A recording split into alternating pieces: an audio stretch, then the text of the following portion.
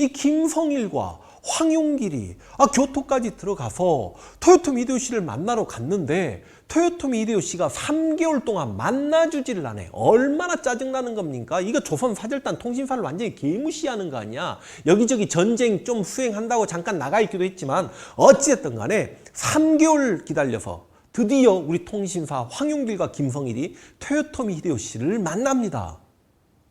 근데 이 토요토미 히데요시가 어떤 인물이에요? 여러분, 그 일본인들 중에 가장 유명한 인물 3명이 전국시대 말기에 나오죠. 어찌 보면 전국시대를 통일시키는 데 있어서 실제로 영웅이나 다름없었던 오다 노부나가, 그 오다 노부나가의 가신이었다가 오다 노부나가가 죽게 되니까 오다 노부나가의 전국시대 통일 작업을 계승해서 실제로 통일을 완수했던 토요토미 히데요시. 그리고 토요토미 히데요시가 임진왜란을 일으키고 결과적으로 자신도 죽고 자신의 일족이 몰살당하게 되면서 도쿠가와 이에야스가 결과적으로 천하를 다시 한번 평정하게 되고 결과적으로 이에야스 막부, 에도 막부, 도쿠가와 이에야스가 에도를 거점으로 삼았기 때문에 에도 막부가 만들어지는 거 아닙니까? 그러다 보니까 이 세 인물 중에 누가 가장 뛰어난 인물이냐라고 하면서 일본에서는 기업에서 면접할 때 너는 3명 중에 누구를 가장 좋아해? 이때 누가 가장 존경스럽습니다라고 이야기하면 그 사람의 성향을 파악할 수 있다는 거죠. 예를 들어서 이런 이야기 있지 않습니까? 다들 아시는 이야기겠지만 앵무새가 울지 않아. 울지 않는 앵무새를 이 3명의 인물은 각각 어떻게 할 것인가? 오다 노부나가 앵무새야 울어! 울어! 아이! 하고 바로 안 울면 칼로 앵무새 목을 쳐버린다는 거죠. 토요토미 히데요시는 어떻게 해서든지 그 앵무새를 울게 만든다는 거죠. 먹일 것도 줘보고 간지럽힘도 해보고 좋은 쇠장에도 넣어보고 그렇다는 거 아닙니까? 도쿠가와 이에야스는 울 때까지 기다리마.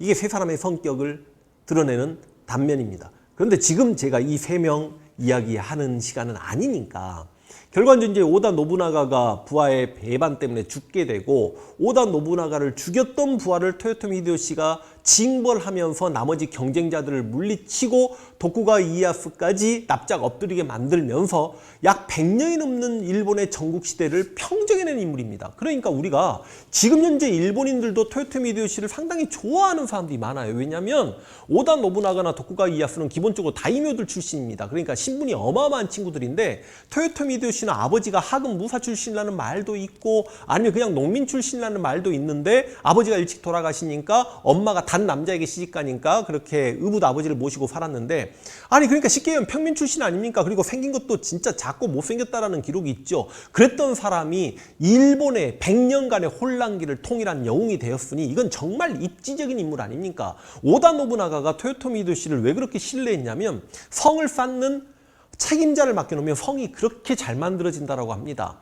마구간 일을 시켜놓으면 역시 또 그렇게 마구간의 말들이 정말 훌륭해졌고요. 식당 주방 일을 시켜놓으면 또 식당 일을 또 그렇게 잘했다라고 하네. 유명한 일화가 있지 않습니까? 오다 노부나가가 누군가 사람을 만나고 밖에 나오는데 겨울이에요. 그런데 이상하게 오다 노부나가 신발을 신을 때마다 따뜻한 거야. 알고 봤더니 오다 노부나가가 누군가 만나서 대화할 때마다 그 추운 바깥에서 자신의 주인이었던 오다 노부나가의 신발을 토요토미 히데요시가 품속에 안고 따뜻하게 해놓고 있다가 자기 주인인 오다 노부나가가 나올 때마다 신발을 내려놨다는 그런 일화가 있지 않습니까? 그리고 오다 노부나가가 자기 부하들에게 뭔가 물건을 사라고 시켜요.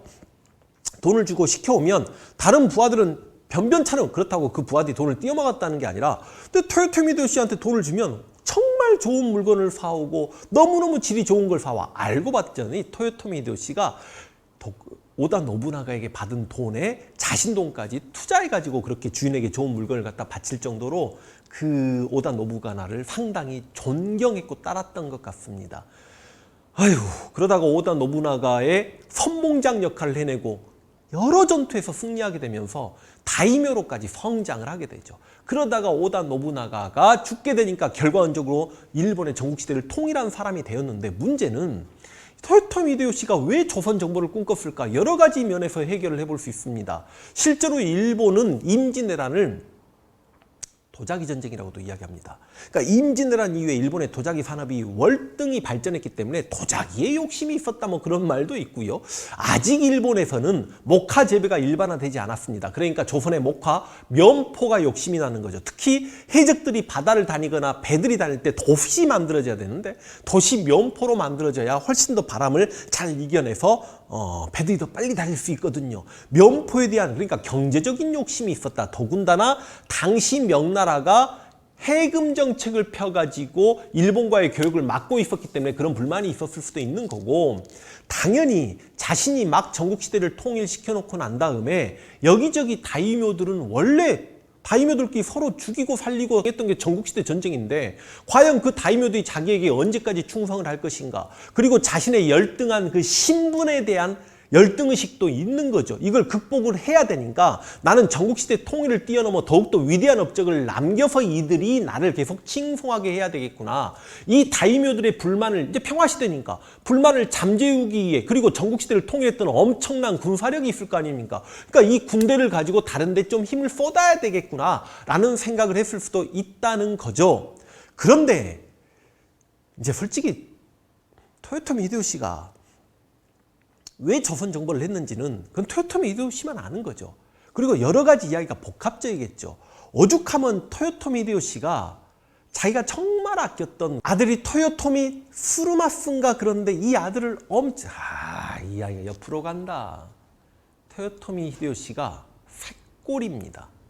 여자란 여자를 얼마나 밝히는지, 그 진짜 토요토미 히데요시 부인이 오다 노부나가한테 가가지고 내 남편 너무 바람둥이다 그러니까 오다 노부나가 그 키도 작고 못생긴 놈이 그렇게 바람을 피우는데 그대는 그렇게 미모도 예쁘고 그러니 질투하지 마시고 기다리시라 뭐 이런 이야기까지 있을 정도로.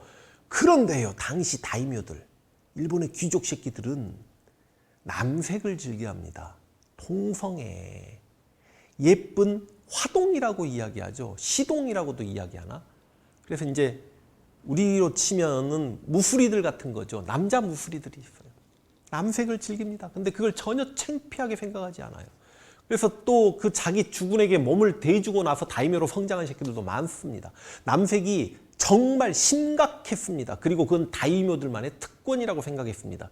그래서 토요토미 히데요시에게도 남색을 권합니다. 근데 토요토미 히데요시는 여자만을 좋아해요. 이게 여자만을 좋아한 게 문제였던 일본입니다, 당시. 그래서 주변에서는 신분이 천해가지고 남자와 하는 그 재미를 모른다고.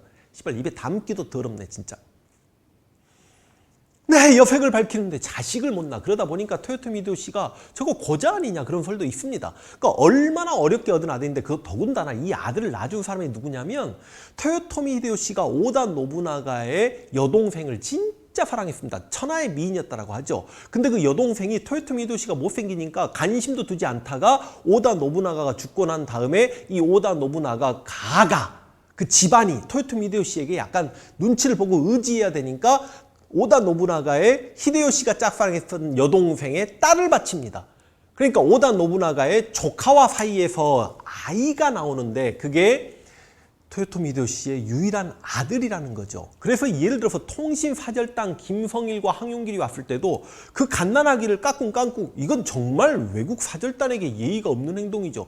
그러다 그 갓난아이가 오줌을 재리니까 아이고 오줌 쌌다, 애 안고 가거라 하고 옷 갈아입고 나올게, 이게 토요토미 히데요시라는 겁니다.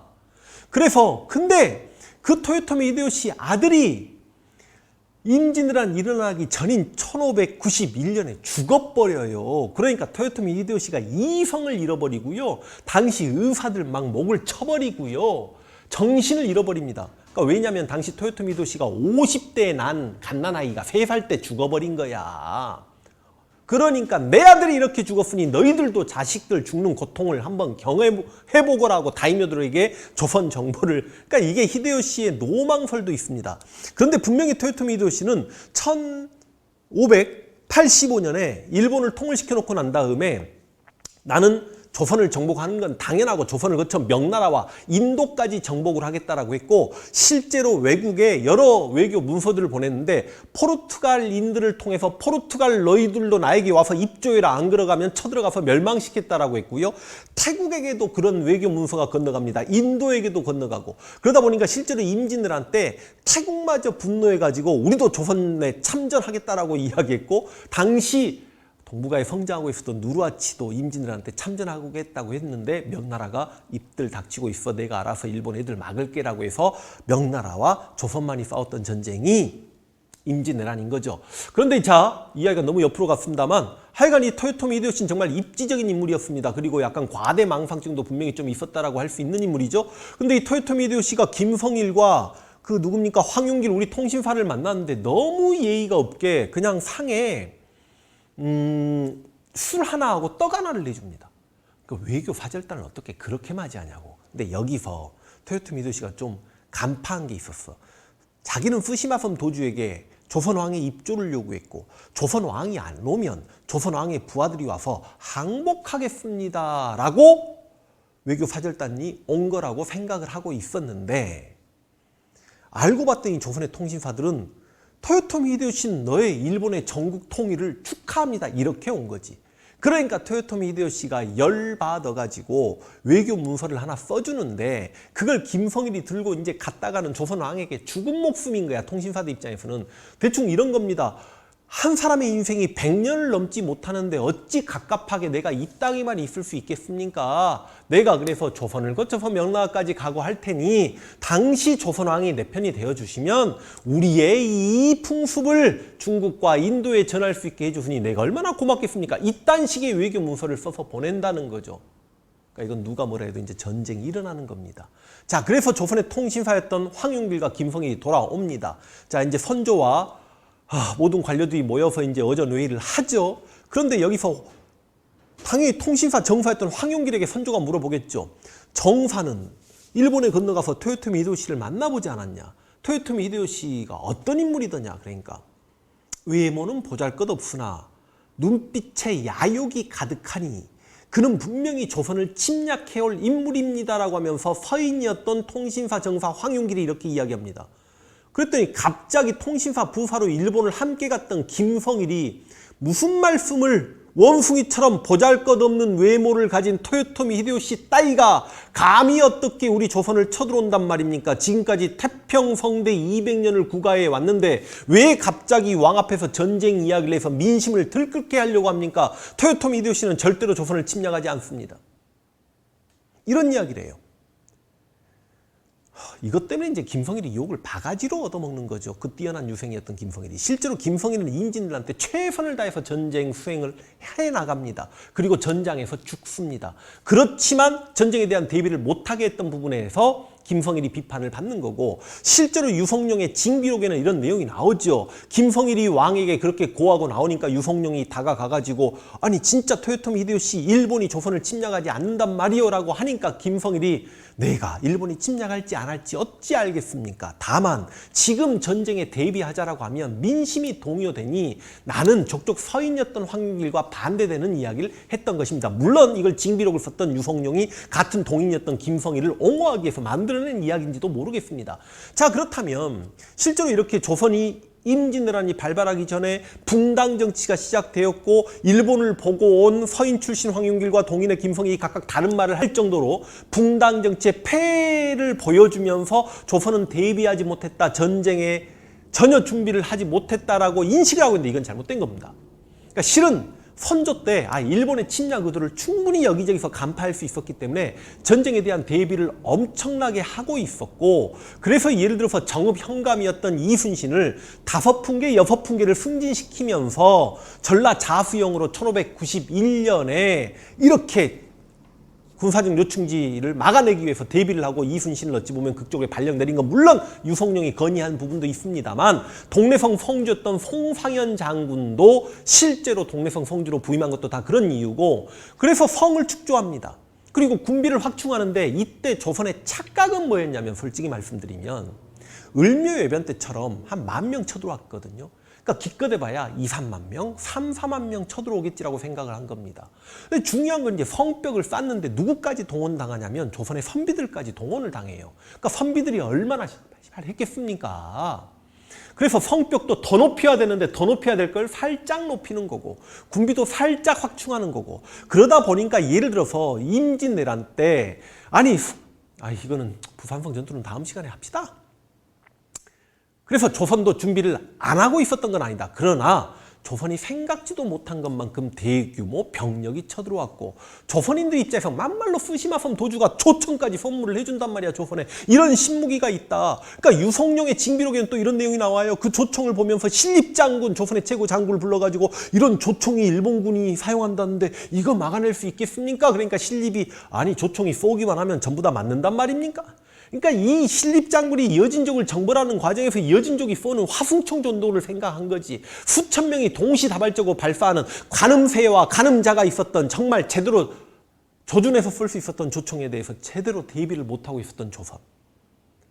자, 그래서 일본은 규슈의 나고야에 어마어마한 성을 쌓고 조선의 출진 명령만을 수만의 군대가 기다리고 있었습니다. 그리고 토요토미 히데요시가 1592년 4월에 조선 출정 명령을 내리고 4월 13일에 소서 행장 권희씨의 군대 1만 8천여 명의 병력이 바로 부산 앞바다에 나타나게 됩니다.